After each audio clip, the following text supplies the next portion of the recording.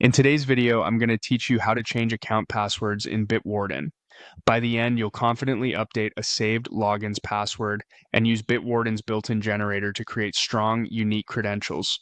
Start by opening the Bitwarden web vault in your browser and signing in. Once you're in, go to the Vaults view. This is where all your saved logins, notes, and cards live. If you have a lot of items, use the search bar or filters to quickly find the login you want to update. Click the item to open its details, then look for the three-dot menu near the top of the item and choose Edit. Editing is what lets you safely change the stored password without creating a duplicate entry. In the Edit screen, locate the password field. If you already have a new password you want to use, perhaps you changed it on the service itself, click into the field and type or paste it carefully. Accuracy matters here. A single wrong character can lock you out later. If you'd rather generate a strong password, click the small password generator icon next to the field. The generator opens with two primary modes.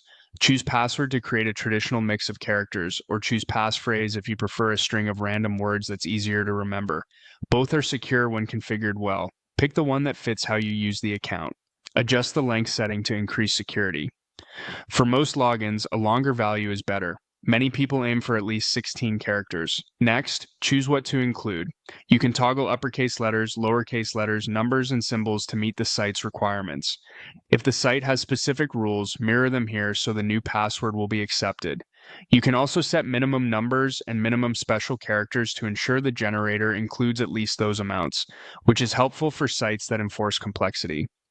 When you're happy with the result, click Use this password to place it into the password field. Give the item a quick review to make sure everything looks right. Finally, click Save. Your updated password is now stored securely and will sync to your other Bitwarden apps if you're signed in there as well. A couple of quick tips before we wrap up. If you change the password on the website or app itself, make sure the value in Bitwarden matches exactly so autofill works next time.